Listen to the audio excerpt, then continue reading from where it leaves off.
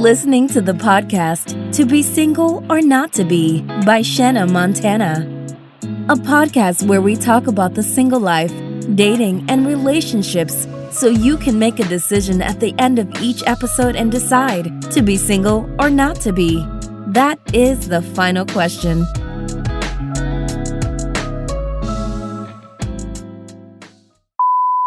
So today's topic is secrecy versus privacy. Is there a difference? And I really wanted to just talk about this because I really think in like this day and age, 2021, with social media, as I was listening to some comedian every day, he was like, everybody got a party in their pocket. Like, everybody can so easily assess everybody at any time to the point where it's like, okay, you can say we're going to have this level of like secrecy or privacy within our relationships, since we're talking about relationships, but then you're doing some other stuff in your pocket and you telling me I ain't posting you because I'm a private person. Nah, you posting me because #I'm a secret. So that's what it comes down to. So I think it's important for us to have these conversations. So I think the listeners can kind of start to determine if they evaluate if they're in a relationship or if they're about to start a relationship or they're dating somebody, if they can have the right conversation to determine like, am I already a damn secret with this nigga? Or do I need to move a little bit differently as the listener? It's like, I might have been a secret and didn't know. Or am I in a situation where we really are just two private people? Because I think essentially you got to be on the same page to say you're private. Like, you can't be private and your partner not a private person. Like, it's really not going to work that way. Mm-hmm. So that said, for today's show, I wanted to bring in some special guests that you guys have talked to before. Talked to all three of these people before. So up first, we have Miss Nikisha. Say hello to the listeners. Hello, everybody. Welcome, welcome. Up next, we have Miss Controversial Casanora. Hey, y'all. Always. Y'all know the last time I think she was on here, she said something about Tom Brady not being the greatest of all time. I almost never invited her back, but she loves me. Yes, that, and she always brings the spice. So, I appreciate it. And last but not least, we have our in-house wife, Tori, on the line. How are you doing today? Hey, y'all. I am good. Well, blessed beyond measure. Welcome. All right. So since we've gotten all of our church announcements out of the way, we just go ahead and get started. So like I said before, y'all, like it's 2021. Like it's almost mandatory that we like understand and decipher the difference between somebody being private and somebody being secretive, because everything is going on. We got social media. We have some stupid people normalizing cheating out here. I'll never be a part of that club. And unfortunately, and unfortunately, you just have access to everybody whenever you want them to. So can somebody tell us, like, what is the bottom line, you would say, the difference between privacy and secrecy? In your relationship? I would say in a relationship world. For some people like to use the words interchangeably, and that's not the case. Not so for privacy, it's like it exists, but it's not something that is easily accessible to everyone. Okay.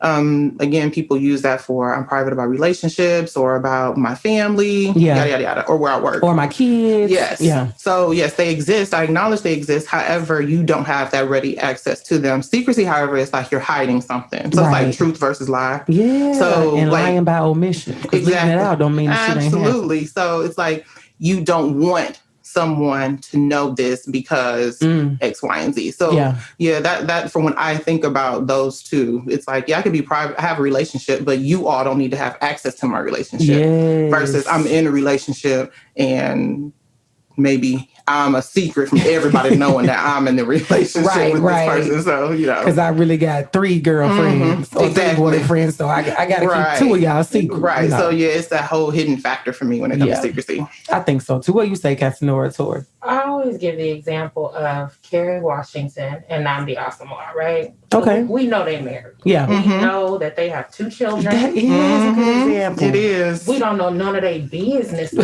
Exactly. But we know they married. We know they married. Straight up. So they're not a secret. Yeah. You walk up on Kerry, it's not you like, does she have a man? Does she not have a man? You know she got a man. But y'all don't know what they talked about last Tuesday at all. So that to me is a private couple. Yes. And Kerry will straight up tell you, when I say I don't talk about my personal life, that means I don't talk about my personal life. Let's be clear. I love that example. And I remember with Chadwick Boseman, when he passed away, you know, I didn't really keep up with him like that to know he was in a relationship. But once it came out, somebody made a post that said something very similar to that. It wasn't that he was trying to keep her a secret from the world, but they had this private relationship that if you knew him, you knew about her. You knew her about her. You knew about her. And that made sense. So it was like, yeah, even I would say the public world, even with him being a public figure, you didn't really see them much, you know, to know necessarily. However, when they showed pictures and went back, like it was like she was always there, but you might not have known who she was unless you knew him. So kind of like with Carrie and her husband, because her husband, did he play football? Now he's an actor or something. He made a great transition because I know if I see him, I know that's her husband, but I don't really. And the thing about Nnamdi is he doesn't. That's his name? Yeah. Okay. Nnamdi Asomugha.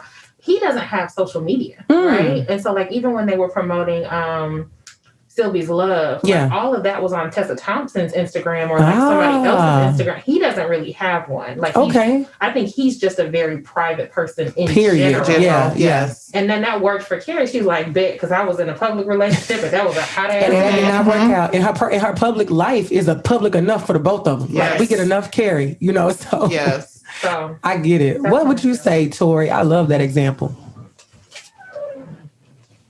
They summed it up very well. It is a thin line, I think, sometimes between private and secret. But privacy to me just create boundaries.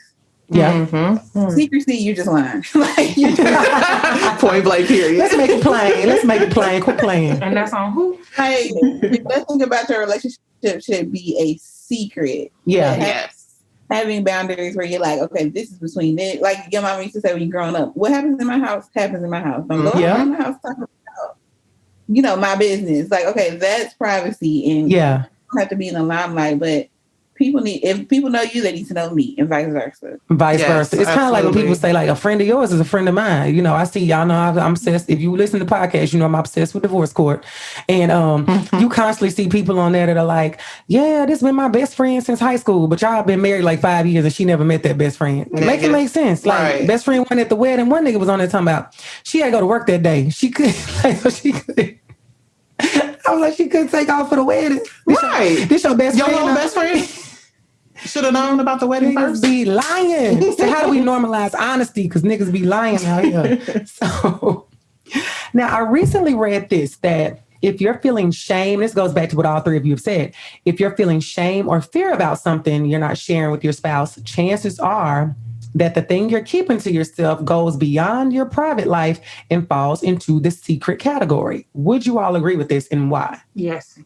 You said hard yes. Explain. Like, why? Because I had a homeboy asked me, he was like, Cass, what would you call cheating? I was like, anything you don't want your partner to find out about, to me, is either cheating or it's opening the gateway for it to happen. Yeah. Right?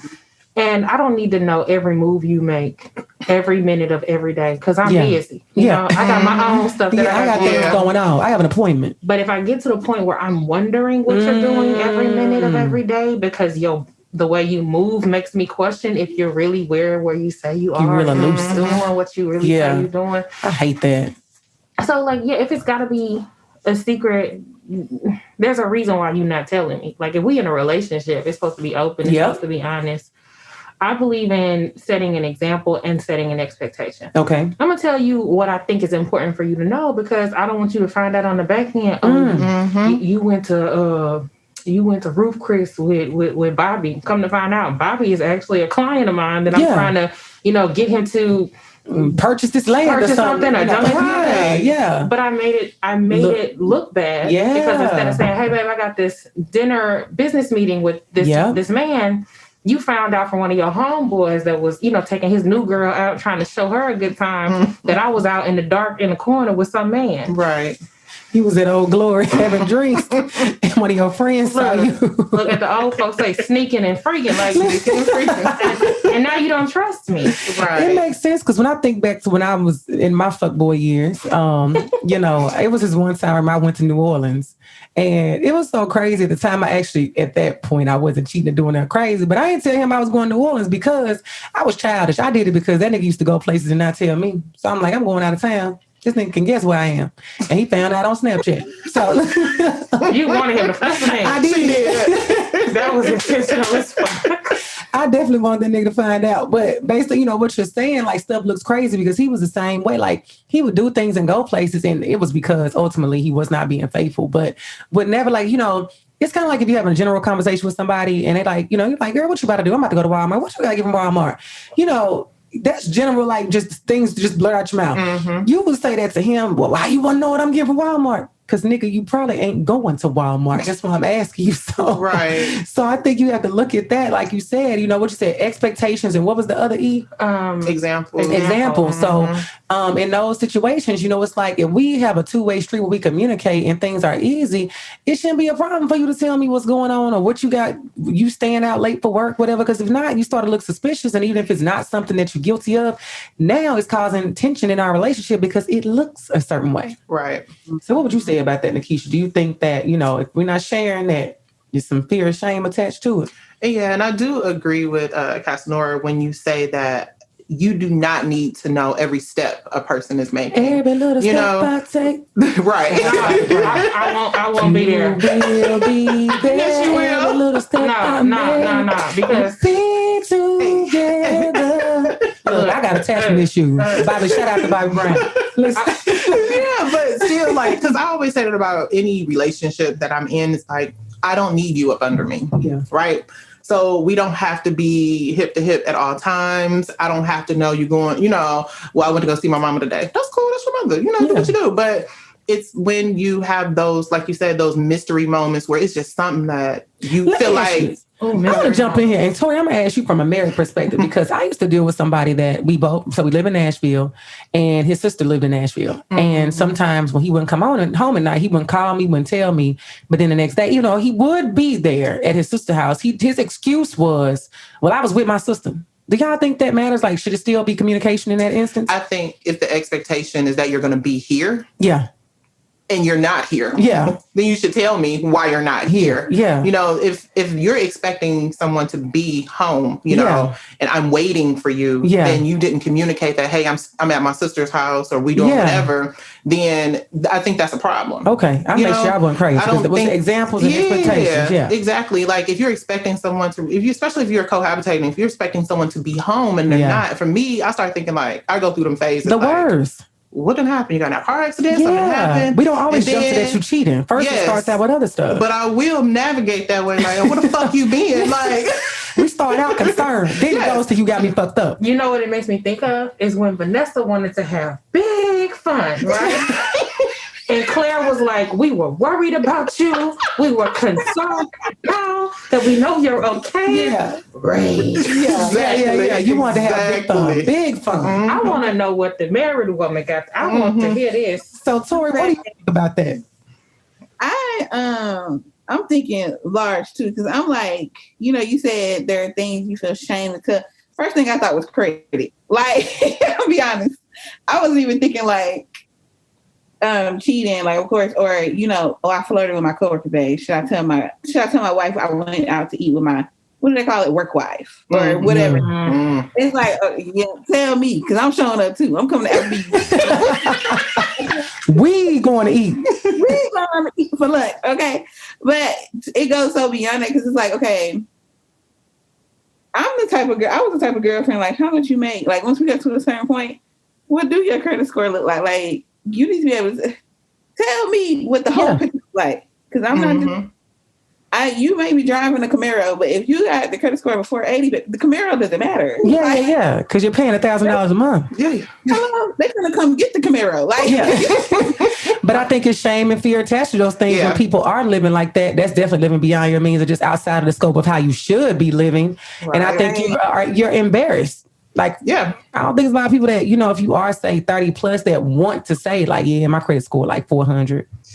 Yeah. I just got secondhand embarrassment saying that.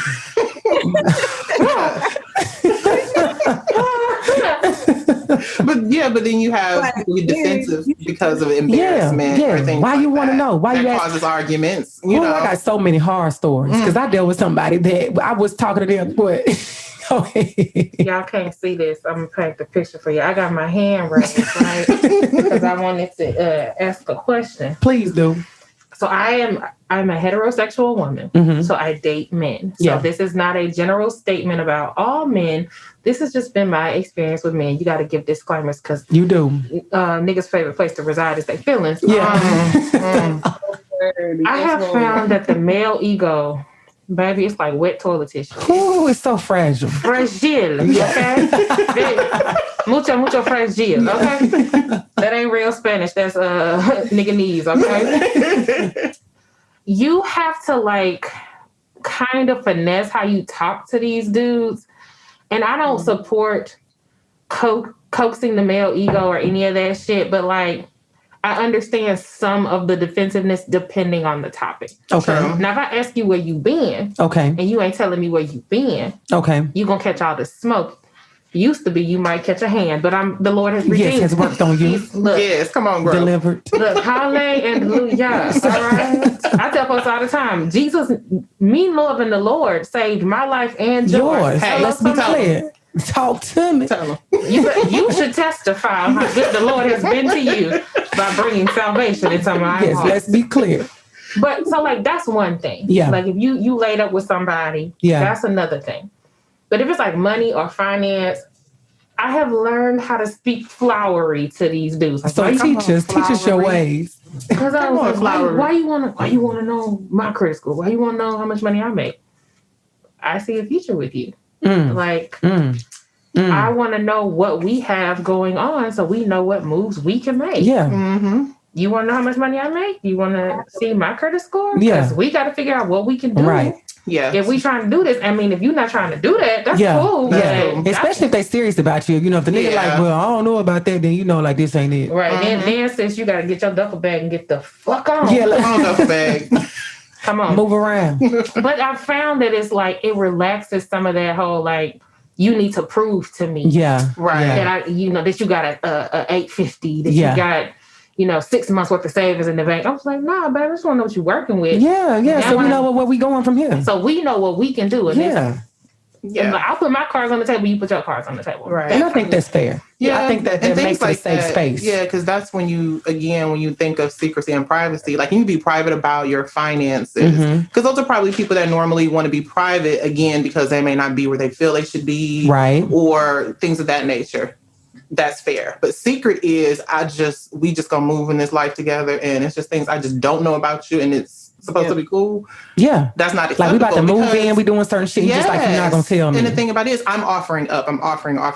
Yeah. And you are not, because you want to rest your head on this is private. Yeah. And sorry, that's not private, that's secret. That's, and it doesn't make it a safe space for you. What? So you don't trust me? Come on. No. Been there, done that, honey. I apologize to everyone I just triggered by asking that toxic ass question. I'm sorry. Anyone that was triggered by that, we apologize.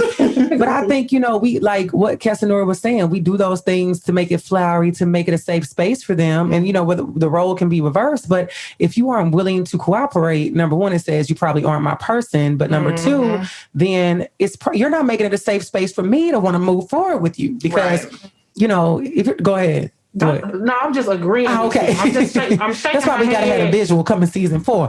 But it's like if you are in a position where you say, okay, we want to start to cohabitate, we're going to start doing things together. I don't give a fuck if we just go and grocery shopping together. I don't even know what that budget look like, exactly. Even if we start in there. So I think it has to be a safe space on both ends. And in order for both people to be on one accord, you have to be okay with understanding this difference between secrecy and privacy. And I think it's levels even with that, like talking about credit score, finances. We talked about that on another episode about how it was the group on Facebook talking about, some people were like, they had been married, say 20 years, had never seen their partner's credit score.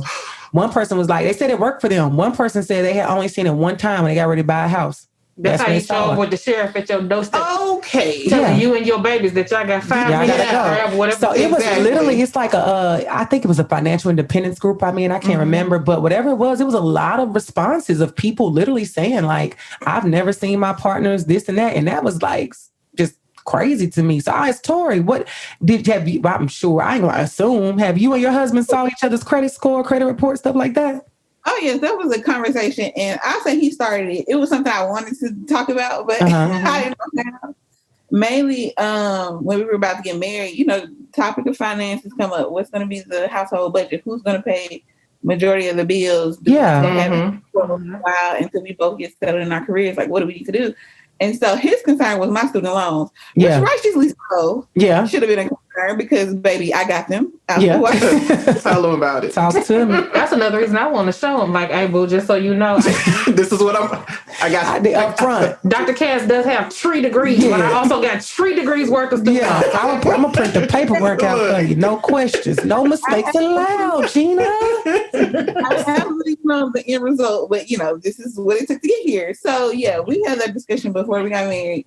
And during, it got to a point where we both got settled in different careers. So now we talk about salary. Okay, what we want to do with our income. Do we want to go ahead and do a joint account, joint savings, IRAs, stuff like that? And then recently we had to get a new car because somebody was being ignorant on the highway and hit my husband. I'm still mad about that because we was done with the car. But anyways, that's the worst. Girl. I'm glad he's now we're looking at buying homes. So it's been several times, like naturally we ended up looking at each other's credit scores, but we definitely was intentional about that, especially in the beginning. Like, okay, so what you working with? How can I help you? How can you help me? Like, what we need to do here? Yeah. Was it a tough conversation, or did y'all kind of like, you said he initiated it, but was it pretty easy once y'all got going with the conversation? It was tough for me because my parents didn't teach me financial literacy. Okay. So I was coming from a place like, it was embarrassing, and I didn't even have a bad credit score, but it was just embarrassing for me to talk about money because I'm like, oh Lord, I owe like too long. I don't know how this is gonna work. I'm in my career making a good money righteously, but I don't know how to necessarily balance it. Whereas he came from a household where his parents discussed that with him. Yeah. So that was like a normal conversation for him. Whereas I was like, I mean, it's my credit score. I don't know what to tell you, but you like, it is what it is, man. I like the offer, if you just want to leave me right now, Not if you want to leave me right now. If you want to leave me, just go. Right. That's how I feel when I pull out my student loans on a nigga. They gonna like, Shana, don't worry about it. I'm finna go. Finna head out. You know what? And for some people, that's the thing. That's a thing for them. I had to get these degrees to do what I want to do. Yeah. I did not have the financial backing from my family to be able to do that. So I'm not ashamed of my student loans, right? And also, at this point in the game, I feel like so many people got student loans. It's kind of like normal. It's a part of life. It's like paying your NES bill. You got student loans? I do too. Okay. Right. Like, okay. But I want to say this shout out to another, I would say a Black blogger, Hey Deidre. So her website, HEYDEIDRE.com. Y'all go to her website, and I'm shouting her out because right now we're talking about money. And she posted something on her blog the other day, and she put it on her Instagram about, it was like 2 life-changing books that she read, because I think her and her husband are, career people. And she said these were the first 2 books she ever read in her life that made her feel like getting true financial freedom was attainable and not on some get-rich-quick scheme or like hitting the lottery or something. So I haven't read the books, but she always gives, I think, great advice. A lot of times she talks stuff about her kids and things like that. I feel like she has really valuable information if I had kids. But outside of that, I just trust what she says. So I would say shout out to her and go check out her website for some more financial literacy, because while we're talking about student loans, I know we would all love to get rid of them at any point in time, Joe? Nobody? Yeah, are you listening? If you're listening to this, I want nothing more than be able to quote Kamala and say, "We did it, Joe. We did it. We got rid of my shit loan." The meme like they're not gonna be able to pull me off the altar if leave me on the altar. I live here now. Okay. So random question. What were you saying, Tori? I'm sorry. I'm going to be on the altar for at least 2 weeks. Okay. 2 weeks. Minimum. So I want to ask y'all this is just random in regards to money. If you won the lottery, let's say $100 million, I don't know what the taxes are, but you still take home a whole lot. Yeah. would you pay off your student loans? Or would you just keep paying the monthly payment? I had somebody tell me, fuck them loans. They was like, I could win somebody told me, they said they could win $500 million today and they still not paying them motherfuckers off. Look, I shouldn't have had them in the first place. First of all, it's predatory lending. Come on. Let's be clear. And let's talk about how y'all be out here targeting black and brown people with your predatory lending. Because I definitely have a private loan. Don't know how I got it. Because if I wanted to get one right now today, I probably couldn't get a private loan. And my credit is excellent. So how did I get one at the tender age of 19? Exactly. So, girl, and I don't think I would. No. I'm gonna find a way to. But they made a point. I was like, "This is the thing about student loan debt." What you say, Tori? I think I would. Here's why. Mm-hmm. You know what? That's all right. That's your choice. Why would you? Conversation makes my nerves bad. I don't know what it is about it. Talking about student loans, it's a trigger for me. We're about to wrap this part up. Don't worry about it. We don't want to trigger you either. We don't want to upset you right now. No. Why would you pay right them? now? I want to know. I just feel like I just would want to say, I paid off my student loans. Don't worry about how I got the money. No freaking real logic. And let me tell you why I wouldn't pay them. Let's hear it. So this is the thing about student loan debt, especially if you don't have a co-signer on them. When you die, they die with you. Do they really? Who finna pay them back? Who gonna pay them? This is true. It's like my house that I'm paying the mortgage on right now. If my family wanted to keep that home, they would have to somebody take over the mortgage. Either my insurance would have to pay it off. Something. Same with my car. All of that. Outside of real property, credit card debt dies when you die. Yeah. Student loan debt dies when you die. Yeah. If you were supposed to pay NES on the 17th and you croaked on the 15th, they ain't getting that money. True. So for me, I'm not in a rush to pay it off. Not at all. Not when I could pay off my home. I have that conversation all the time as well about if I had a choice to say if I wanted to just personally, like I've thought about just buckling down for say like 3 years and focus on knocking out my debt. I said I would rather do that and spend it on my house. Oh, absolutely. Oh, absolutely. Before I'm going to spend it on student loan. You don't get anything in return. That's the other thing. From paying down debt, so. That debt ain't certain. Yeah. Because it's the thing. It technically shows as debt on my credit report, my mortgage, but my house has already accrued equity since I've owned it. So I sell that house. If I bought it for $140, I sell it for $160. Even if I paid months worth of mortgage, I made $20,000. I still got something back. I pay student loans off. I don't get shit back. I give this whole Navient anything.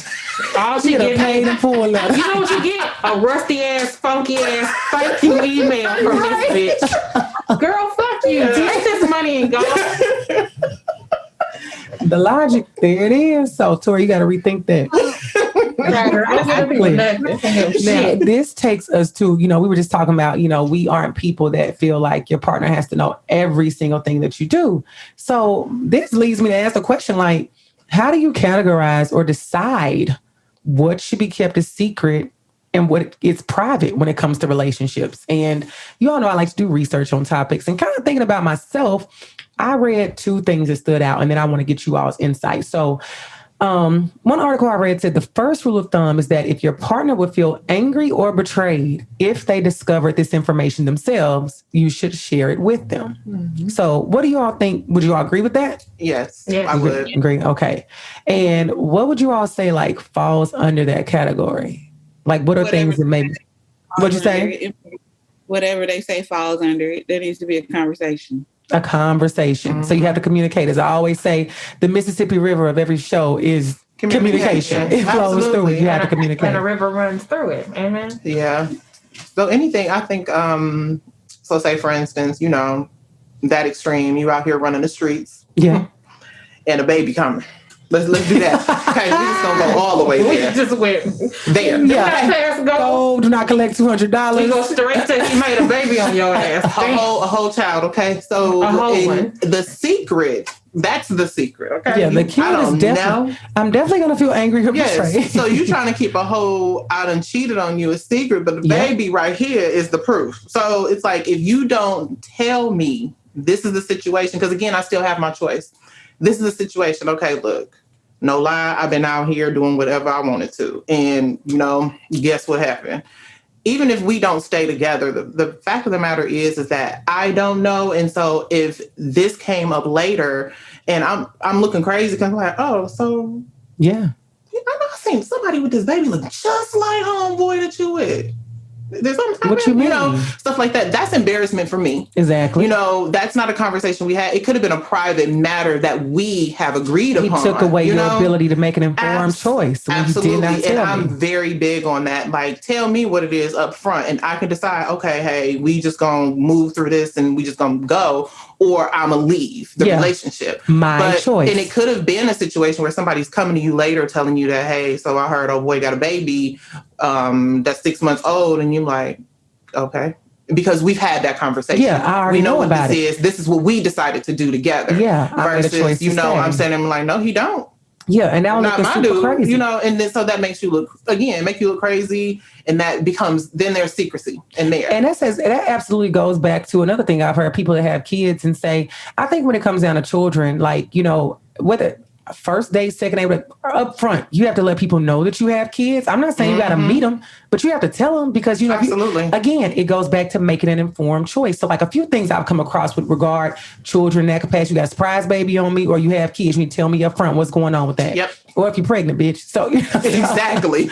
And you out here dating, people do it. They do. This sound like Friday after next. I thought she just had a cheeseburger. No, ma'am. Look, 4 months pregnant. No, we ma'am. get together. Full ass.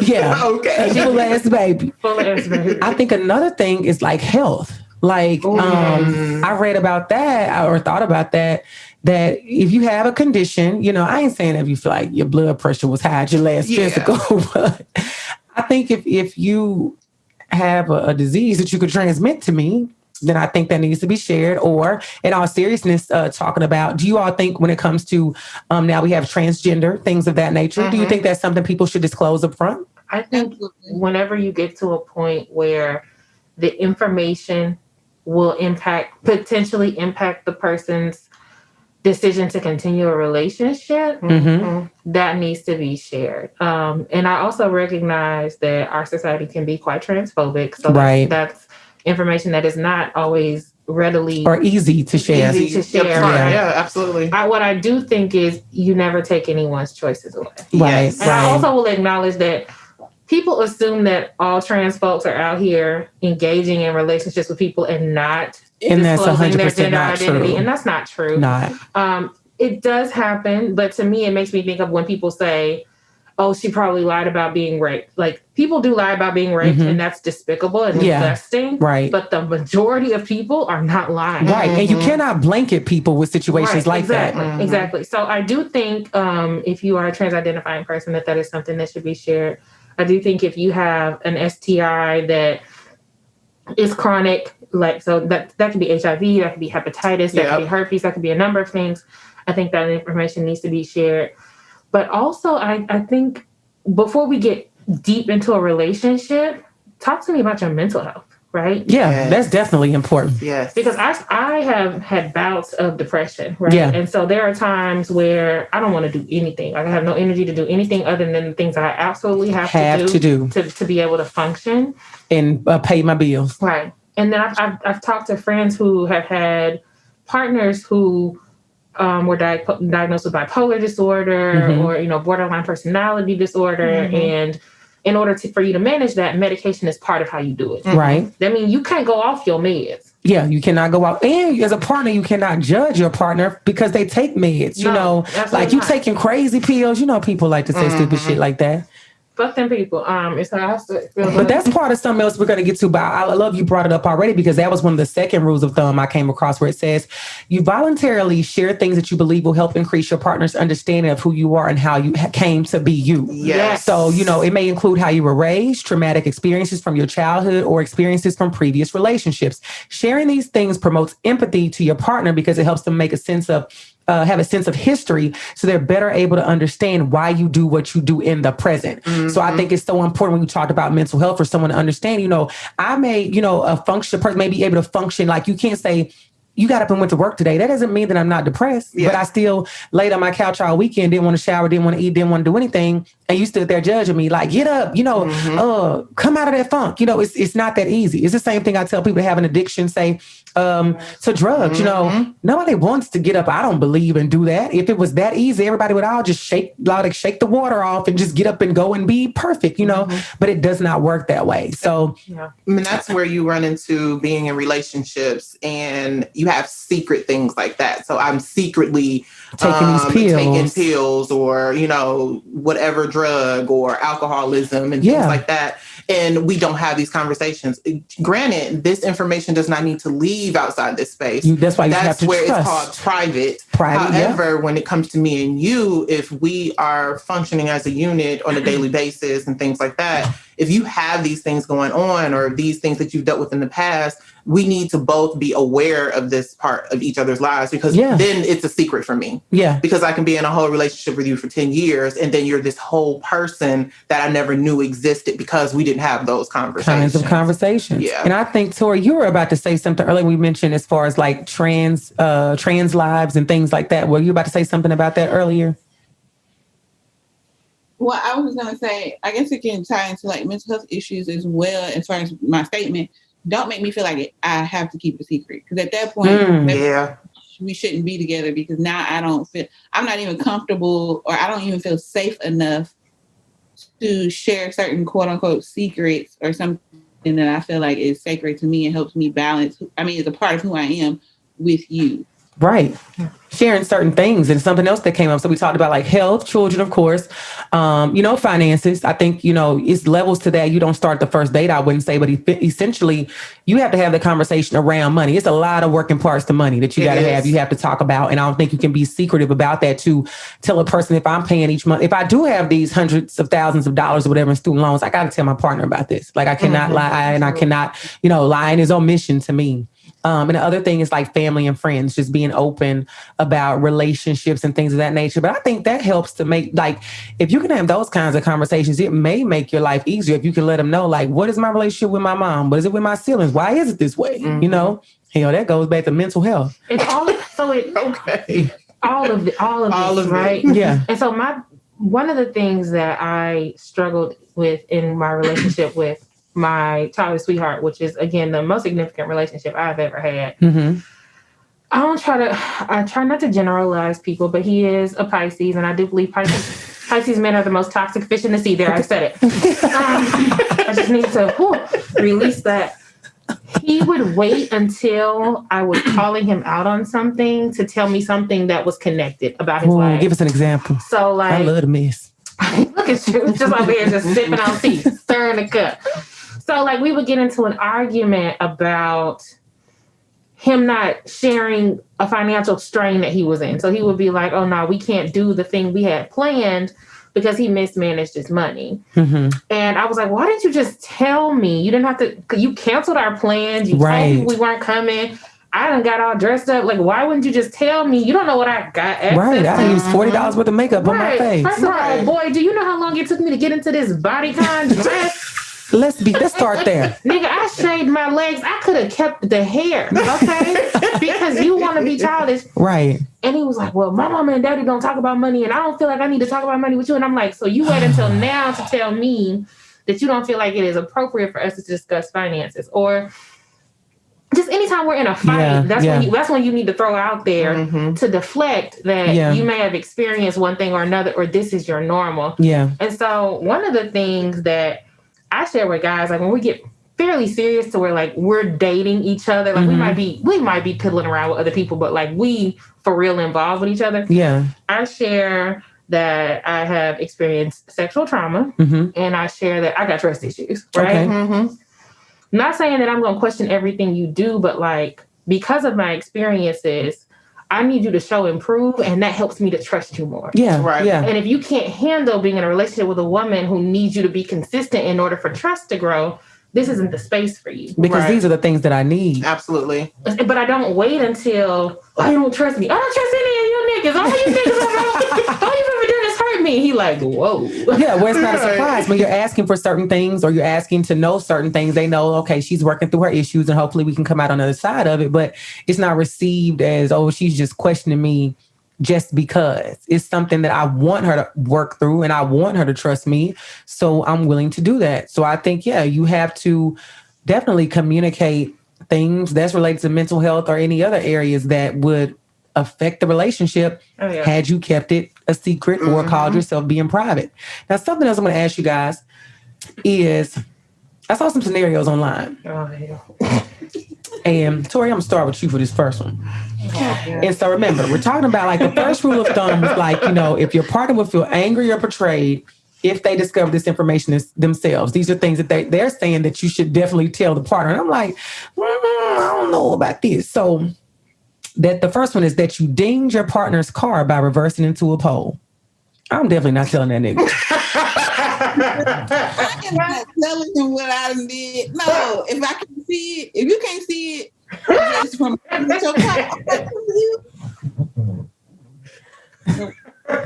car. So Tori, you said you are not telling him? No, I mean, now I'm telling myself. But I mean, you know, more than my husband's car, I done did that too. And, you know, to this day, unless they landed on somebody else, they don't know.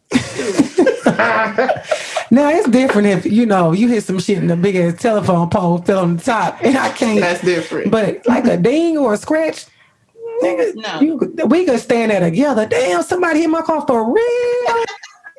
People, wow, I can't believe this world we live in. Babe, guess what happened? I was at Target. You know they be wilding in the Target park. I'm like, okay. And then I come outside, it's a scratch. What? I don't even know what happened. Yeah. Now you ain't gonna let me borrow your car no more. No, you better than me. I'm not going. It's speaking when spoken to. I'm not saying shit. I'm pulling that car in the garage, coming in. This is my, not necessarily my problem, but this is my truth, right? I believe that openness and honesty is what I need to feel safe in a relationship. So I am so transparent. I don't lie. We're going to talk about that in a minute, level of transparency. I'm very transparent. I believe in karma because, like, that's why I treat people right because I do somebody wrong. I walk outside and chip my tooth when I fall. So my karma come back quick. I don't play games like that. But I feel like, you know, if the reverse camera, like, didn't beep or tell me... like your car raggedy. Like we blaming it on the car. You still driving this 2007. It's not my right. It's not my fault. Like you don't even have no system to tell me when I'm about to hit something. Like what's your credit score? Like you know, deflect. Just deflate. Okay, so another one said that all of these probably this is nuts. Okay. That you were fired from your last 3 jobs. The last? But you're working now. I don't know if he needs to know that. It depends on where you work and what you do. So if I've been working now at the same place for 10 years, does he need to know? Like, and when I met him, I was there 7. Do I need to tell him that I got fired from the last 3? No, but if you've been fired from 3 jobs in a year, it's you. It's you, boo. We need to have a conversation. What you doing? That's a little different. I don't know if I would tell him. What'd you say, Tori? I don't know if I would tell him, but I'm gonna need him to tell me something.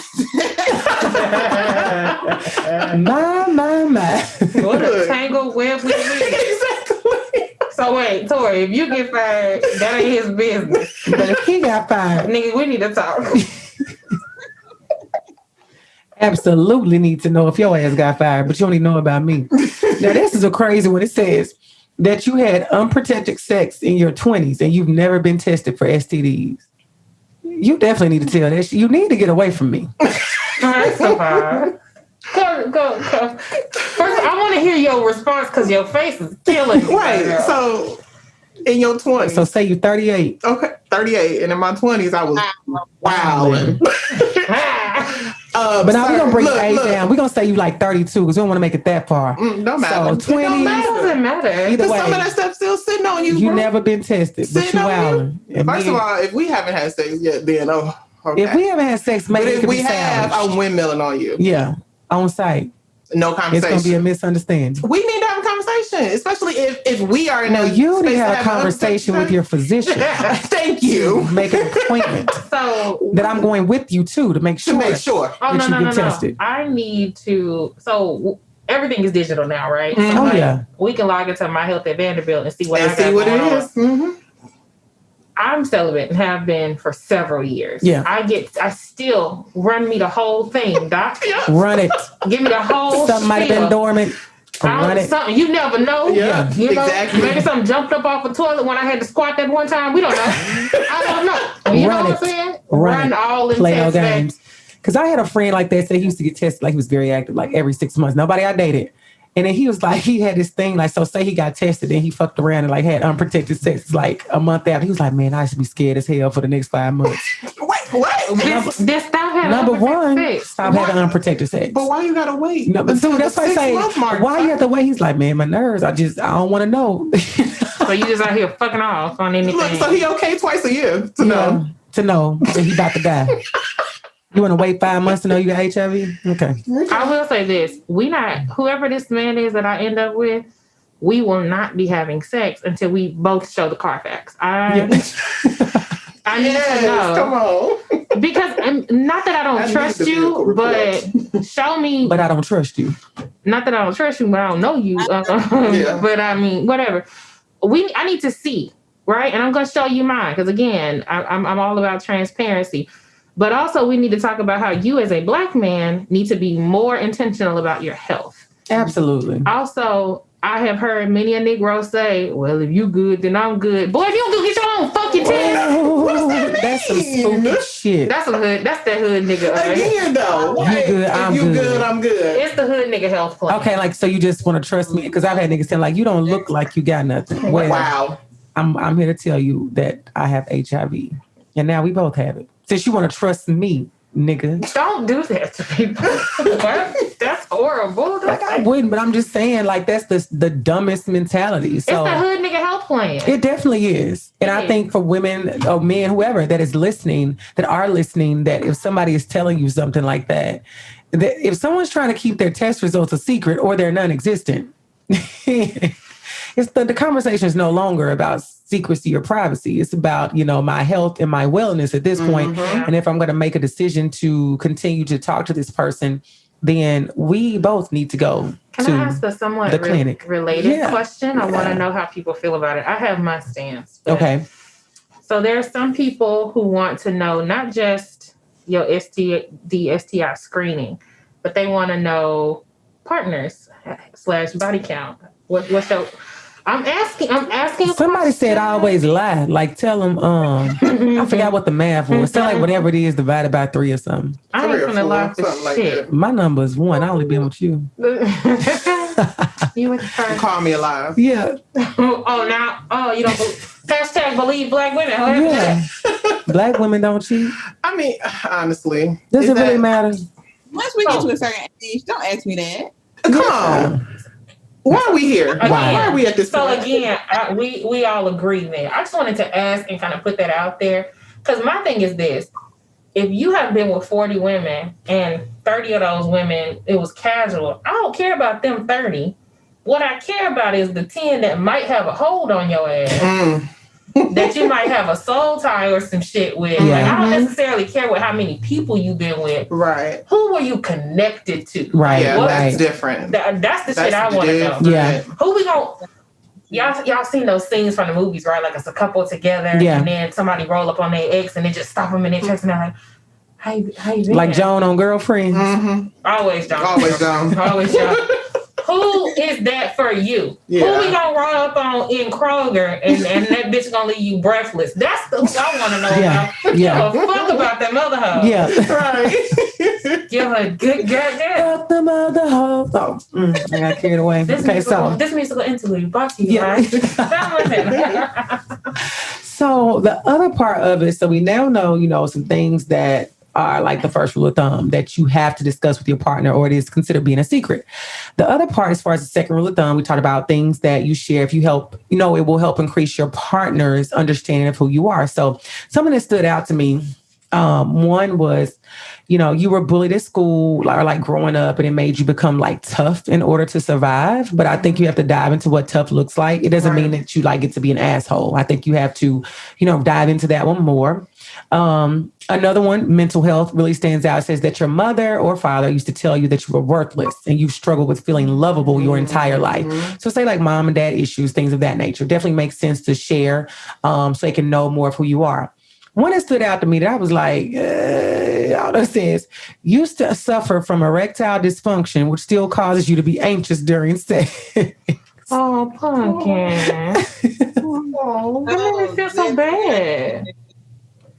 We're going to get you unanxious. So what y'all doing when a brother roll up on y'all? Like, yeah, I have something I need to tell you. So is it the anxiety causes the erectile dysfunction? Well, that's what it sounds like. Well, the way it reads is like they used to have ED, and it just causes them to now be anxious during sex. I guess wondering if they're gonna last or perform because they're probably thinking about it.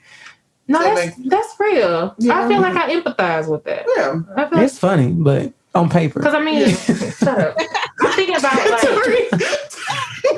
I do want to hear Tori's perspective because she married to somebody and I'm over here being single. So what do you think, Tori? How would you approach that? Do you empathize? Is it like a crock of shit? Like what do you think? Empathize is a very strong word. Here's why. So Tori, listen. The ED was situational. He don't have the ED no more, but he do have some anxiety when the time comes to do the grown folk. Still no empathy. It's like what? It's still hilarious. Tori was like, okay, Tori was like, bitch, I understood what the fuck question was. And it's still no. I was clear. I fully understood. My bad. It's men really like dealing with that. So I don't want to make them more insecure with what I'm about to say. However,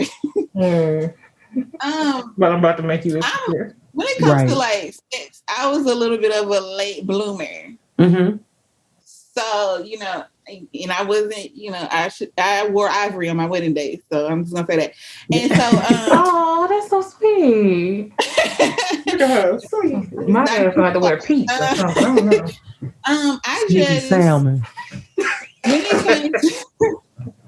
When it came to sex, I just needed somebody very confident and speak to, like I can't do, because I feel like when men are insecure with sex, your insecurity also shows up other places. So now I can't even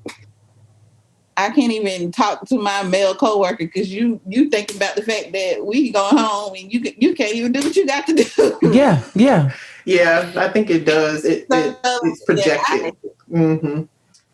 I just, I hear that. I don't know if we would make it that far. But you know what? That to me, I guess everything is situational, right? Yeah. That makes sense to me. Like if you are newer to sexual experiences and you need somebody who is confident and your partner has had a different set of sexual experiences and now he's anxious. And so I won't say that it's insecurity because the words that were used wasn't insecurity, it was anxiety. Right. And we all have anxiety about all kinds of things that maybe don't show up in how we interact with people in other spaces. Or sexually. Because I remember having anxiety, not even necessarily anxiety, but like insecurity around my stretch marks. Okay. My body expanded and shrunk again. And boom, stretch marks. What Cat Williams say that you was big and got smaller, you was small and got big. Either way. We fucking. But I had a partner who made me feel really good about them. Like he kissed the stretch mark. It was actually really sweet. And too bad his ass wasn't shit. But he knew how to be sweet every now and again. I think I could be with a partner who had anxiety but could still perform because we just got to get you a little bit more comfortable, baby. I could do that. Right. And if something happens, like if once every blue moon, the anxiety is so high, you can't perform. Yeah. Creating a space of, it's cool. Yeah. Let's talk about what's going on right now because it might be other shit that you just can't, you got a mental block and you can't get past it. Because I think everybody has, or at least every man, I would say, has one of those moments where the flag just not going up the pole. Yeah, maybe it hasn't happened with you, but I think every man has one of those experiences. And I remember I felt kind of bad. I agree. My ex had one of those, and I was like, "What the fuck is going on with you?" And I was not. You were not the woman that you are now. That you are today. I am not the woman that I was today. I was like, "What the hell?" Because at the time, you shamed him. I did shame him, and I feel bad for that. But at the time, we weren't together. We were just fucking. Because we broke up because he was fucking around, and I was like, "Oh, that was his karma." Oh, sure was. You can get your dick up to fuck these bitches. Oh my god! But when I'm trying to, okay, you can't get it up. Oh, so is it me or is it you? It's probably your ass. Yeah. So I could deal with that. I think. We're gonna leave that one right there. So. I am 3-1, you guys. I'm the only one that's on here like, yeah, we can talk about it. These were something like, I wish you well in all your future endeavors. Bless your heart and all your parts, nigga. Now bless your heart and all your parts.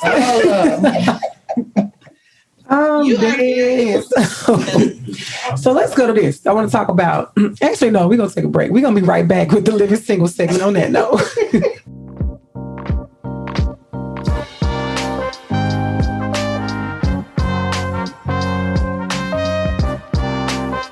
This now brings us to the Living Single segment of the podcast. It's simply a segment where we want to send you good vibes, good energy, and give good advice on any questions that you may have about being single, dating, or relationships. Remember, nothing is off limits. So, welcome to the Living Single segment of the show, and let's get into it. All right, so now this brings us to the Living Single segment. As you guys know, you can send your questions in to our website or our Facebook in order to have them answered by the panel. So today's question has come from our website at www.tobesingleornottobe.com. So it reads, so I have been heavy on the dating scene for about 2 years now with no luck. I've done the in-person thing, and even with COVID, I was doing online dating as well. I need your help because I feel that I am a great catch, but everyone who I really like from these interactions never pans out. I have been ghosted. I've been given the it's not you, it's me speech and just plain let down, but I cannot figure out why. I think I am an attractive woman. I have a good career, my own home, no children. She says my own home twice. I'm assuming maybe my own car. Mm-hmm. And no children. However, I cannot find love, and I'm out here looking for it with a flashlight in the daytime. So, to be single or not to be, can you all help me figure out why? So, what do y'all think? What's like this young lady's issue? Girl, I don't know. I'm in the same goddamn boat. Alone, I am here with you. Shit, sis, maybe we should go to brunch. Figure it out. Because I, too, am a bad bitch. And I, got out here for me. Without seeing some additional detail, I think that, so if it's consistently the same type of issue she's running into, it may be the people that you find yourself attracted to, especially when it comes to online dating. So, you get to do the filtering out of people based on whatever the qualities are. So what they're telling you. Yeah. So if you're doing surface level filtering, that can lead to constant disappointment anyway. Because you could be dating the same person just with a different face. Absolutely. So I think you have to do some evaluating to see, exactly. Yes. We don't know what your standards and requirements are, but I think you can even go back to season 1 and look at, what are my non-negotiables? What are my deal breakers? Those things, and try to dig a little bit deeper, because the episode we had a couple of weeks ago, I had some guys on here that said that they would go on dates with women and would literally just ask them like 2 questions. We asked them like, are you married? You say no. Do you have kids? No. And he was like, that was pretty much it. So sis number 1, make sure that you are asking enough questions about these people, because if you're just showing up and, you lucky enough that the guys you pulling up to look real nice, you may be, blinded by the handsomeness. Absolutely. And not, taking the time to really uncover, like, what are these people really about? Or also you find out, are you dealing with people that are not really out here to date? Like they out here just to have sex or go, or just want to hang out with a woman every now and again? Because men, it's some men that don't, but it's a lot of men that do enjoy going out and just having dinner with women and it not being anything more. No repeat function. Yeah, they don't mind paying for dinner. You got some niggas that's like, I ain't paying for no meal, but some men don't mind it. Wherever you want to go. And that's all they're looking for. So... One other thing I will add, because I was going to say... Go ahead, Tori. Oh, are y'all... Okay. I was just going to say, at some point you do have to check yourself, since we already talked about, like, because I was also going to say it depends on, it may be the man that you're, into. For one, it's dating site. So I'm not going to say, like, take it with a grain of salt. But at the same time, COVID, I guess it's your... Dating sites may be the safest option, but let's not put too much into dating sites because, you can go out there and meet guys in real life. But also, are you being aggressive on these dates? Is everybody ghosting you after the first date? Like, okay, so let's reevaluate. True. I mean, to be honest, you asking for the credit score on the first date. So you trying to sometimes you have to treat dates like interviews. Like, as a career coach, I'm always like trying to compare stuff to jobs. So I'm like, okay, you get the interview, but nobody ever calls you back for the job. It's the interview sis. Like, okay, so what are we doing in the interview? Yeah. What are we doing in the interview? Because they're not calling you. It's on paper. You are perfect. If they call you to come in to have a conversation, after that conversation, they're like, yeah, we're gonna go with other options. Let's talk about like what you're doing, what we're doing, and then sometimes it's not you. Maybe you should stop, quote unquote, looking and just chill, just enjoy friendships. Like, you're just meeting people, you're dating. This is dates. Yeah, and that was something else somebody said. Treat them like, treat dating like EFT stocks. Don't put all your eggs in one basket. Diversify, and then even if things don't work out, he mentioned like just.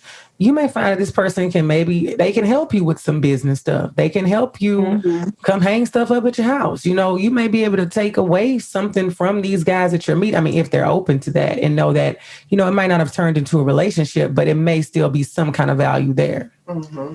I did want to add one other thing because I am also a single woman.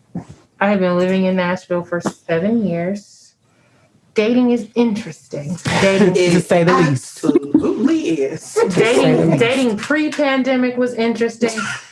Dating current pandemic is, I don't even do the shit because it's just, oh my God. I don't even want to know what post-pandemic dating is going to be like. Folks been in the house for forever. Yeah. They're going to be fucking at the bar. Like, it's going to be a Girl, mess. Shut up. But what I will say is know what you want. Yeah. And know what you need. And then keep those things at the forefront while you're dating. Mm-hmm. Absolutely. And understand what you're flexible on and what you're non-negotiable on. Because what I have found, and this is particularly for single Black women, people are always telling us what we need to do, how we need to proportion ourselves, how we need to twist and turn and be a pretzel. So any man will want us. Yeah. But like, I know me. I'm a progressive woman socially. I am a Black feminist. I am, confident, bold, vivacious.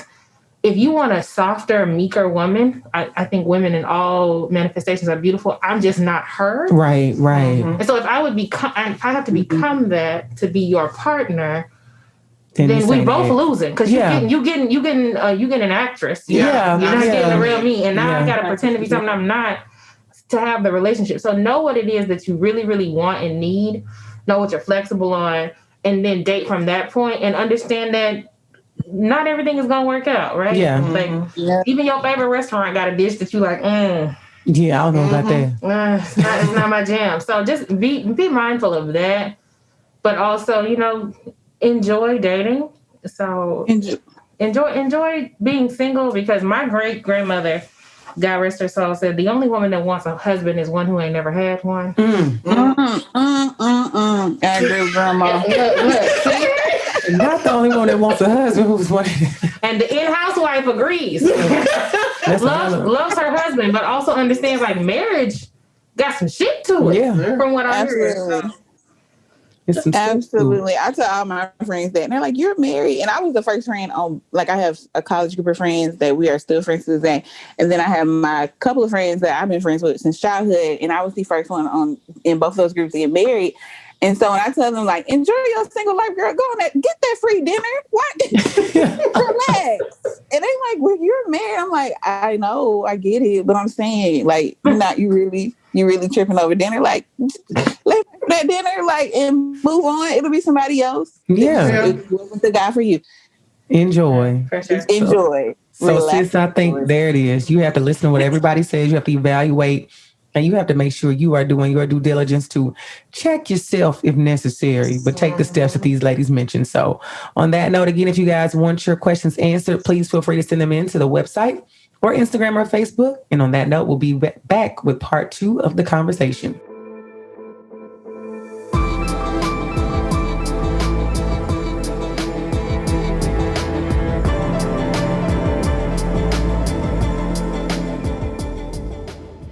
And we're back. So I want to start by asking you all, we talk a lot about like compromise and stuff like that. So what does compromise look like if you are a private person and your partner is not, when it comes to like social media, family and friends? Like you want to post each other, your partner don't.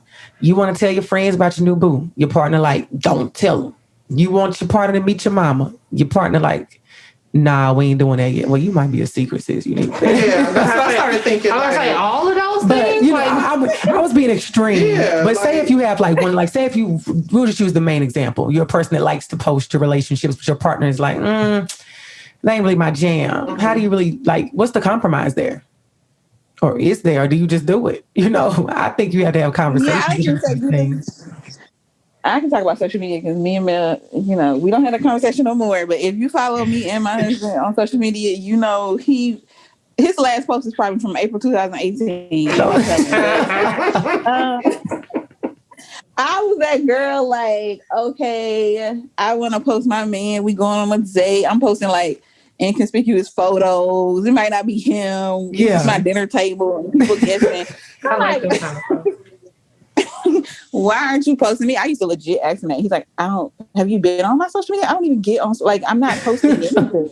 Like, it's not, well, I don't know why you're taking it personally, but and you know, I've said this before in previous podcasts, it was something that I was dealing with because previously dating other guys, they was posting, just wasn't posting me. Yeah, you was a secret with the other ones. I was a whole secret. I've been an unknown sideline for like a couple times. I didn't know I was a sideline and I found out. But you know, I've been in that position. So it was in my insecurities where I was like, I felt like if he's showing me off, then this has to be real. Like that was a part of the confirmation. And eventually I had to get over it. I had to understand and trust him. Like, okay, social media is just not his thing.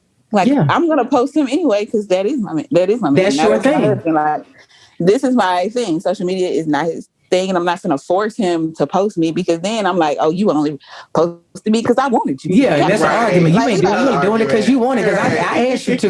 Lose. He can't win. No, yeah, he can't win. So, and certain things, especially when it comes to social media or something like that, the compromise is to understand who your partner is, and if they're just not going to do it, they're not going to do it. Yeah, and because like me personally, I'm not a big poster. Not a big poster at all. Like it's just random. So even with relationships, I've probably been since I have my Instagram, probably been in 2 relationships and no one ever thought. Probably think I've been single for my whole life. Yeah. Because that's just not when I think about like even when going on trips and things, I don't think about posting things. I just like to be in that moment. Mm-hmm. So it's just not my thought to go to social media. And that's fine for me. And it's fine for the people who like to post, but again, everything is a conversation. So if I'm with you, I'm not going to post my relationship like that because that's just not my thing, but it may be my partner's. Well, you need to get clearance from me. Yeah. But don't have me, I don't want to wake up and I see, and you put a picture on there with no filter. First of all, women got to choose, right? I need to see it. Let me run all the pictures. Let me choose it for you if you got to post it. If you're going to post it. You know, so like I have to have that conversation with you and we could meet in the middle. Like, okay, fine. You don't have to post our every move in our relationship. But if you want to post every now and again, be like, oh, it's, you know, whatever holiday people be making up or something like that. You know, National Girlfriend Day. You know, I'll let you do that. Anniversary. Day. Fine. Yeah. You want to do that. But like post me on our wedding day. That's it. That's it, and that's all. So that's funny you should mention that, right? I jokingly tell people I post husbands. Yeah. I have never, ever posted a man. Oh, girl, worst mistake ever. I've never had to. I've done it more than I like to admit. One time. I've never had. My ex posted a picture of me, and I was like, "Hey, babe, take that down." Like, and what was his response? He was upset about it. But this is my thing. I'm a secret bitch. And I'm like, no, because it makes me think of Carrie and Namdi. Like, anybody who know me, know you, my dude. These other folks who just... They say those that matter don't mind, those that mind don't matter. That's it. And then, so, like, for me, I just like to keep what I have private. So, like, if you look at my Instagram, you might see an occasional thirst trap. Yeah. You're more than likely going to see, like, a holiday post or like a birthday post or something like that. Yeah. I don't even really post a whole lot of myself on my Instagram. Mm-hmm. And most of my Instagram stories is like quotes or like shit that I see on other people's stories. Yeah. But just because I like to keep things close to the vest. Yeah. Yeah. It's private. And there's nothing wrong with it. Right. And so I think it is just a conversation. What I will say is, oddly enough, if you are a person, like if you're like Tori, right? You own social media, right? Yeah. You be posting probably 2-3 times a week. I'm a social media person. Mm-hmm. I post 2-3 times a day. Look, if you posting your homies, your mom and them, I post me, your frat brothers. Everybody else gets shout outs like in my stories. Like, right. That's what you do. And that's fine. But like the page is mine. If you heavy in the social media streets, right? If you be on the social media block, your homies on there, your mama them on there, your LBs on there. Not your homies on there, your mama. And nobody ain't. So everybody important in your life is on your IG post, except me. Let me. Now that's a problem. I have a problem. Even though I'm not a person that's gonna post. Right. I have an issue because everybody know about everybody else important in your life but me. Yeah. So that's where if you're gonna post important people to you, then I expect you to post me. Especially, and that's why I talk about that's the balance of it. If you're posting everybody else, you can't not post me because then it's clear that I am a secret. Yeah. But I don't need to be posted all the time because again, I don't want to be all over your social media. Also, men don't know how to pick. That's not the best picture of me in that outfit. But it's the same as like if you look at a person that say like my best friend, she's known for like her birthday post. She posts for everybody's birthday. Mm-hmm. So say if your partner is like that, they post everybody's birthday, but my birthday came and no shout out. Boy, let me tell you something. Let my birthday come and go and your whole Instagram feed is people's birthdays and January 3rd comes and you don't say shit about the kid. January 4th, you won't have a girlfriend anymore. Yeah, let's be clear. Hello. Talk to me. My birthday gift. Right. For my birthday, you gave me single back because... Yeah, you have to have that balance. And I think that's one of the telltale signs, like a red flag to know, like, stuff is not what it seems. Yeah. So if you know your partner is like a serial poster, but you just not in the lineup, you a secret sis. Yeah. Just call it what just it be is. clear. And vice versa, because sisters be out here doing it too. Sure do. Are y'all like, transparent people? When we talk about transparency, the level of not having to tell a partner everything, like what does that look like for you guys or for the person listening? Because like, I'm not a share everything type person at all. Like in a sense of like, I don't want to know that like you had a crush on somebody that I'm associated with or that I knew 10 years ago. Like, I don't want to know that. I don't want to know like what your latest dump looked like when you went and took a poop in the bathroom. I don't need that. Like, unless you had blood in your stool. Nah, then you need to call Samuel and the doctor. I got an issue going on. But then I do want you to tell me like, babe, I need to go to the hospital or something. That's different. Yeah. But I'm just not like a share everything kind of person. So what kind of people are y'all? We're gonna do like round table. What do you say, Nikki? Like, are you a transparent person? Like you want? But let me get this too. I also, on the other hand, I do like to share a lot with my partner. I think I have to find certain boundaries because it's like certain things, how men do, they're fragile to some extent. It's like, I probably shouldn't say that, that I find it funny that my ex called me 3 times a day. I didn't answer. I have nothing going on with the nigga, but I don't want to tell him that. But I'm like, he might not find it funny. So let me just like, because if he tell me that the bitch called him 3 times, what's she calling you for? Then I know what it looked like. So I'm transparent and I just have to catch myself. So I think it's all about the level. So Nikki, would you say you are a fairly transparent person or not? Like, I am transparent. Yeah, I'm transparent with my relationships with those people. So I don't like anything to be, I guess, second guessed. So you like tell your partner everything? Not every waking moment, you know? So it's like, it's something that I feel like if it's important, if it's something that's affecting us or have an effect on you, whether it be your mental or emotional state, or if it's something I feel like that you need to know because of this move I'm making, it will have a residual effect on our relationship. Definitely upfront, transparent, open with that. Some things I'm just not going to up and say like all the time because I'm just used to me moving that way. Yeah. You know, so I'm a private person to a certain degree because in my mind, I don't think that, I mean, this is not common knowledge that everybody should have to have. Yeah. But when it comes to my relationships, I always make sure that I am clear on either things that are important to me, whether in my life or in our relationship. Yeah. And it's not, you know, I'm not holding back like, oh, well, I was feeling this way about us, but because I've been that girl. I was feeling this about this, but I just didn't want to say nothing. No, I'm saying everything. And now I'm looking goofy because, you know. and now we got to bust a nigga tie. Exactly. You know what I'm saying? So, you know, I'm trying to go upside your head because I decided to be like, well, I ain't want to say nothing. Try to hold back shit, you know? when you shouldn't have. So been there, done that, won't do it again. So it's like you have to, I try to find that fine balance. Like you said, like I love to have a conversation because I like us to always be on the same page. So I don't have to guess about my own damn relationship. Right. But it's not required that I just sit here and just spill out my whole life story on a daily basis. Yeah. It's annoying. Not at all. You know, that's just not me.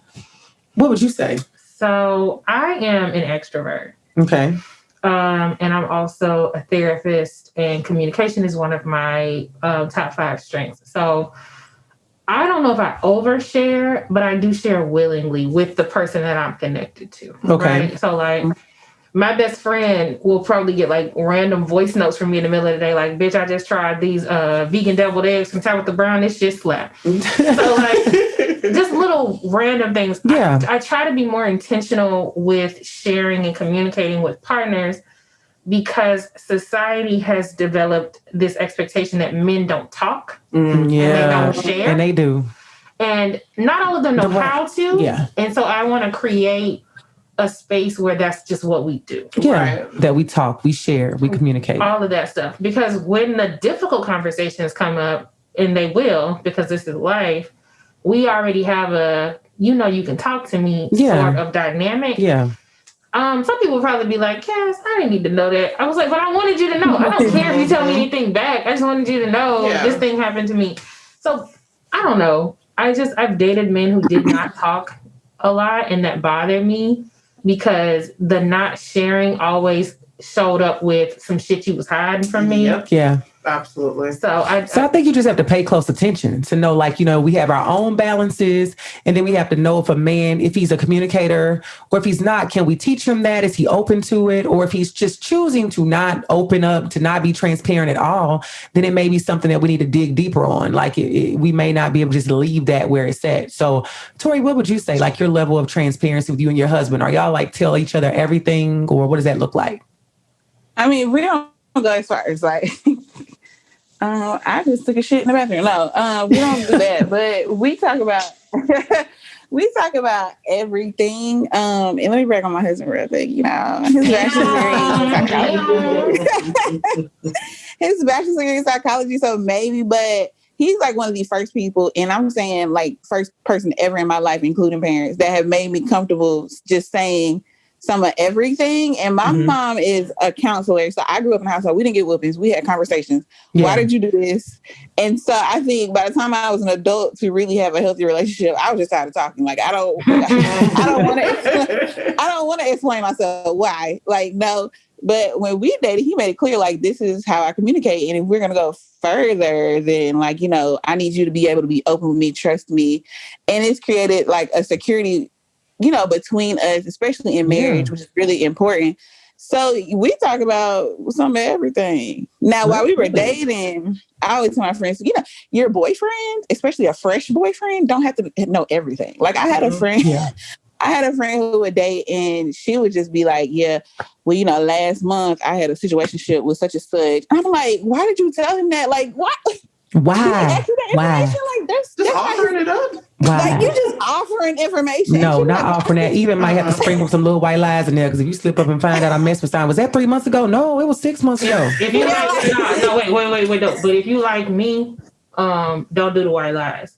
Just because my granny said you never have to remember the truth. This is true. So that's true. I'm really talking shit, because like I've lied or little white lies to people I don't really like. I really like you. I'm a very transparent person. Like I said, I'm not about like, oh, I just went and took a crap, but I share everything, and I make sure that whoever I'm with, we are comfortable. I mean, that's probably why I'm still single, because the level of comfortability that I desire, I just really have not found, because I don't want to have to lie about anything. And at this point in my life, really, I'm not really doing shit to lie about. Like I always say, I'm close to the 40, and I like to admit, I ain't got time to be doing stuff, remembering to lie. One of the blessings. I used to tell my ex this thing when I would find out he was lying to me. So I used to date a guy who was a quarterback for our high school football team. Mm-hmm. I thought you about to say I was dating a habitual liar. I mean, synonyms, whatever. So he had this thing where he would just not tell me stuff, or he would straight up lie to me about it. And I was like, dude, you are 6'1", 215 pounds. You get hit on the field by niggas 3 times my size every day. I cannot whoop your ass. Why are you lying to me? Yeah. Why was he? Right. What? Why was he lying? Because he ain't shit. He was, what they say, a compulsive liar, or it's another name for him. I think part of it, I think, is people tell you a lie to take your choices away. This is true. Because I had a homeboy who used to always tell me women can't handle the truth. No, you can't handle that woman's response to the truth. Because you tell me the truth and you say, oh, I'm casually dating 3 or 4 different women. I'm the kind of person like, hey, do what you do. But if it's me, then it's me. Yeah. And if you want to date a woman who's open and okay with you dating 3 or 4 different women, that's cool. It's just not me. And I exit. Oh, you can't handle the truth. No. I heard your truth. I didn't spaz out on you. I just decided that your truth doesn't work for my life. Yeah. And he wanted me to stay in his life, but he wanted to do his dirt. So he lied to me. And I was just like, I don't like that shit. You don't get to take my choices. Especially someone who's experienced sexual trauma. I don't need anybody else taking my choices away. It was triggering for me. Absolutely. So, nigga, don't lie. Like, I am even if the truth is bad, even if you say I fucked your homegirl, like, damn, that's fucked up. You fucked my homegirl? You went far. Now I gotta go fight her. Right. Now I gotta, I definitely am done with both of y'all, but if I find out you was fucking my homegirl, as opposed to you telling me you was fucking my homegirl, the response you're going to get is very different. You still single. She's still down one friend. But yeah.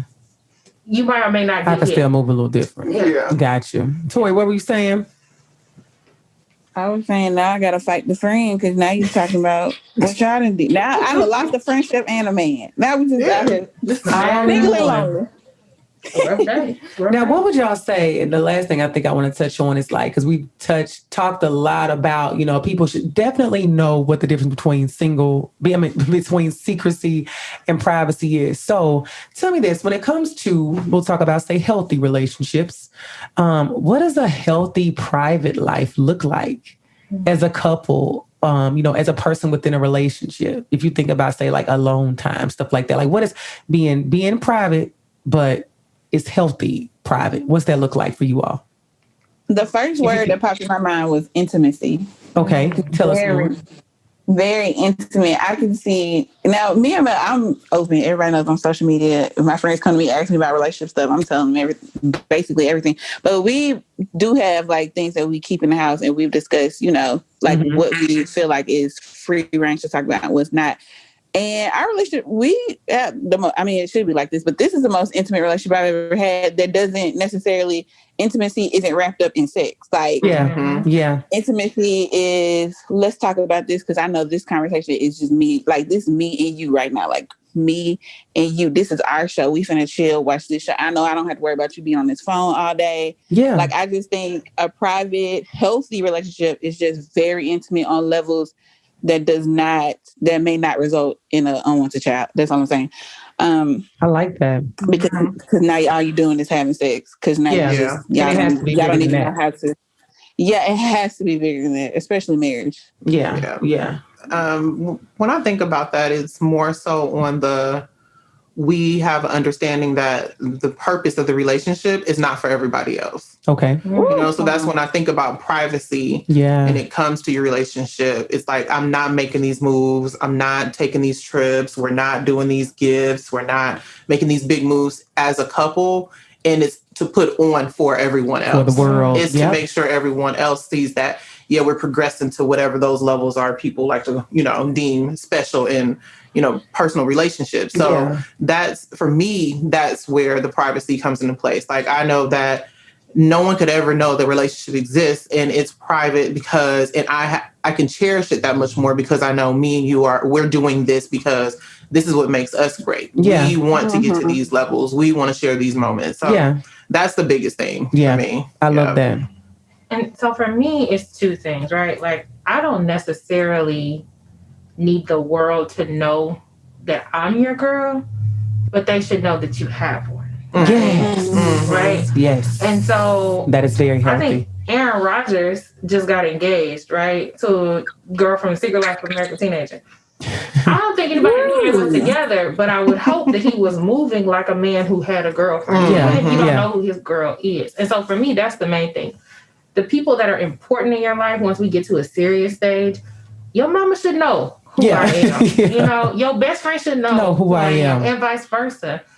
The other thing is time, because I feel like when it's a secret, time is always rushed. Yeah. When it's private, I can spend time with you without having to worry about getting back to somebody else or doing this other thing. So, like, people know I'm with my girl tonight. They may not know who your girl is. We may walk into the same room knowing we're going to meet up afterwards. Yeah. And somebody, dog, you want to go, we're going to go shoot pool and hang out with my girl. Yeah. That's what I need. I need you to be open about the fact that you are off the market. Yeah. And I need you to act like a man who is off the market. Those are my things. Anything else, we figure out along the way. Figure out in between. But if you out here trying to look single, nah, and trying to act single, you might as well be single. You might as well be single. So I love that, the intimacy, knowing that the girl exists, not being private about that, and then knowing that what we are doing is for us, it's not for the world. And I think that the other very logical and simple piece of that is knowing that being healthy, being in a couple, but still being private also means that you have a life still of your own, you are not completely engulfed in us. Because you can't come to brunch with me and my girls. We're going to drink a whole bunch of I was about to say that. Going to brunch with my girls, because I'm still talk shit. Going to brunch with my girls, or if you was going to shoot pool with your guys, or if I'm going to spend some time at the spa by myself. Right. No matter what that may look like, it's still going to be necessary to have that individual time. So I think that those are all awesome ways that the listeners can uncover what a healthy private life looks like. And on that note, we'll be right back with the resolution.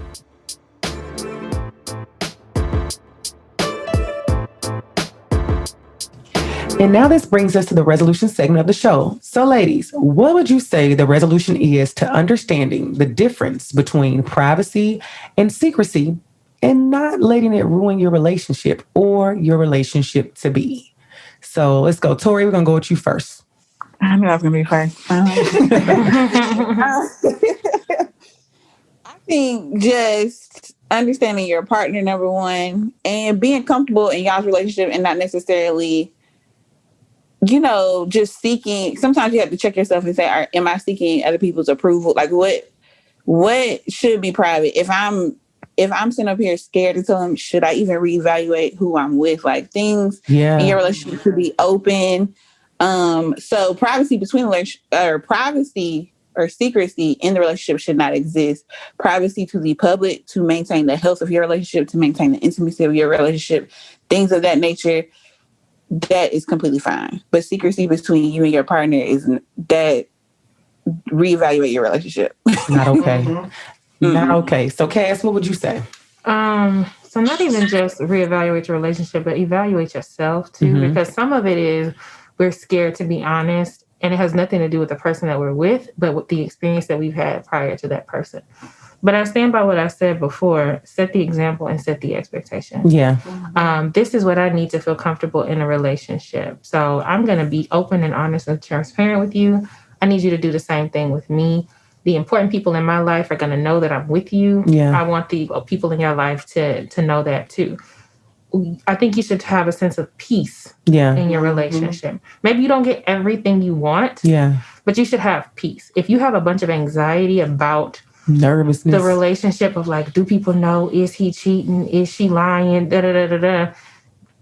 Again, what Tori said, reevaluate. You should have peace about the relationship. Even if you don't get all of the things that you want, you should feel like people know I'm with him or that he has somebody and vice versa. Yeah. And if you start to feel like he's hiding me or she's hiding me, then that's when I say you a secret, and you deserve somebody who is proud to love you. Yeah. And if they're not proud to love you, and they won't even tell their mama. Yeah. If they mama don't know, if they best friend don't know, them the two people I feel like. Yeah.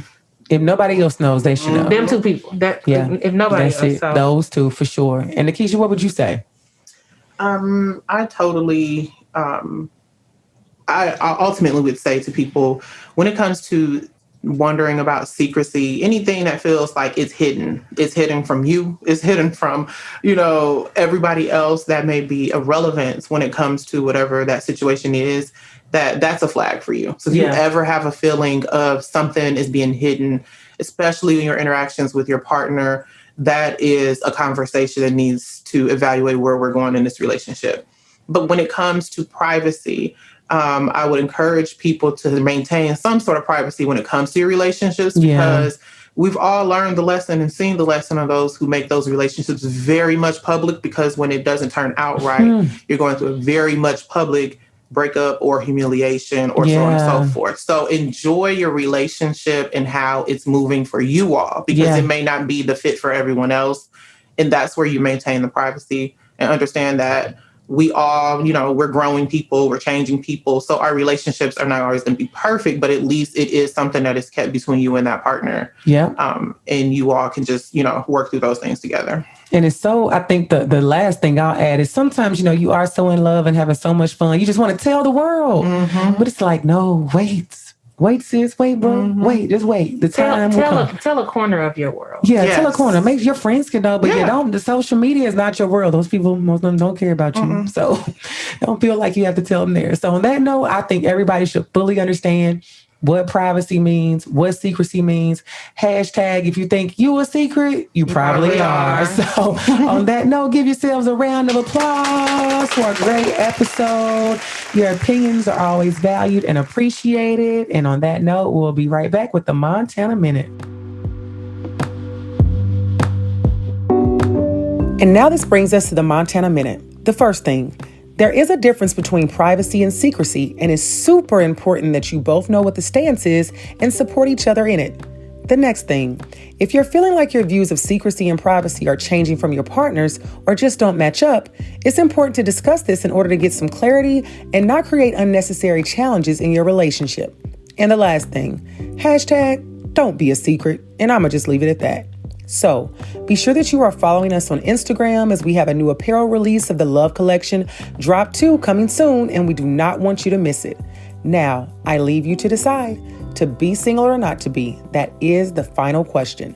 Signing off, yours truly, Shanna Montana.